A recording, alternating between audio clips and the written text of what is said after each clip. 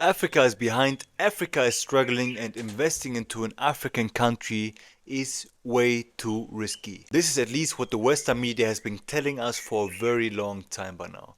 And maybe it is true, but what if I told you that actually Africa's underdevelopment is its biggest advantage? My name is Marvin and I moved 2 years ago from Germany to Nairobi here in Kenya, and since then I've been seeing things firsthand.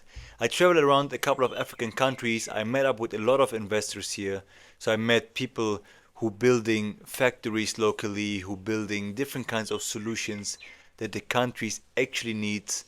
And therefore I see that this can be Africa's biggest strength, that they are not as developed as other nations yet. And the funny thing, even if we are living here like this, people still think that we are just have a manta to sleep in and that Africa is only poverty and every single country looks the same and has the same culture.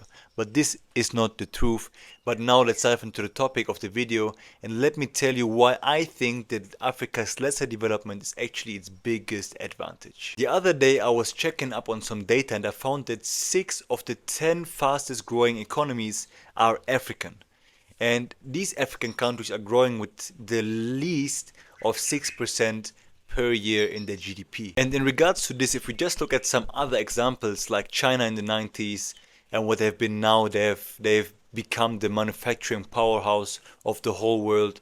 Now they're also deeply into tech, producing every single thing that we could think of basically, and they also started very similar and were in a similar position than some of the other African countries and had not that much to offer. But now at this point they even like overtook the US with the strongest economy in the world, and therefore I think that there's a lot of potential still for the African nations. Same thing applies to the UAE for instance as well. Dubai was nothing like 50 years ago, but now you see, just because they utilize the resources wisely and now they're also investing into different sectors, that the people there can live a comfortable life and now they are one of the centers to the whole world.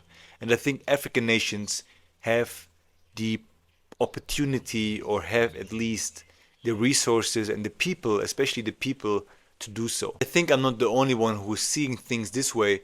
When I check on all the businesses that are venturing into African countries, for instance, I see that Microsoft, Meta, Oracle, PwC, and many more big companies ventured into the Kenyan market already a couple of years ago, building out their hubs here, building out the headquarters here. And there's also Amazon that just launched last year, I think in 2024, in South Africa, and invested a couple of $1 million to build out the operations there, and they're having the plan to do the same thing in Nigeria.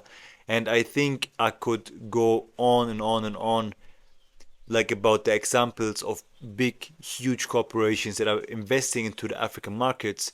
And I think this should be a sign for us that now is the time to invest here.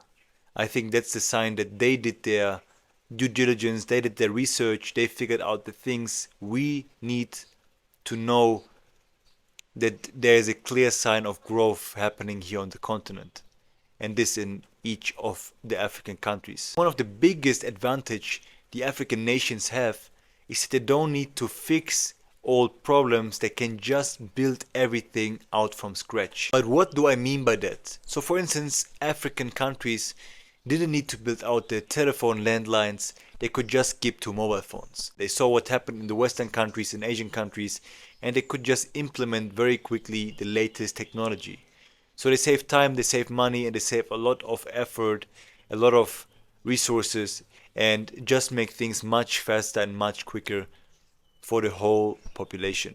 And this just in regards to what I heard. I just came back from Germany a couple of days ago, and there also they started to build out, of course, the 5G networks, but it doesn't work everywhere yet. But it cost them to build this a couple of $billions to build out this network. And therefore, countries like Kenya or South Africa or other countries here on the continent just have the advantage that they save the time, save the hectic, save the money, and save the resources to build out an entire new network. Can just implement the best things possible on the market. To give you another example why I think this is one of the biggest advantages they have is also that they didn't need to build out the whole banking system here on the ground, that every single corner has its banking ATM or something, or bank service. What they did here in Kenya, for instance, or like what's coming up also many other African countries, is mobile banking. So this means, for instance, Kenya was, I think, the very first country to implement this one in 2007, where they implemented the system of M-Pesa. And M-Pesa is basically just like a mobile bank account that is connected to your phone number. So through having this, every single person in every single village, or no matter how far away these areas are from the bigger cities, everyone has access to a bank account and can transfer money, make transactions, buy groceries, send money away, or like people from the cities can send money to the people in the villages, whatever, but they just are enabled to make transactions throughout the whole country and even international transactions just by having a phone. And this especially without even needing a fancy smartphone or something. They could just use the old phones. It works the same way. And I think this also is a huge advantage what we in the Western world didn't have. And even I would say even up to today it doesn't work that efficient as what I see here, for instance, in Kenya or in other countries. And just to give you a couple more numbers why I think Africa has a very, very huge potential is that, for instance, I think in 2050, if I remember correctly, 1 out of 4 people will be African. So the population will almost double.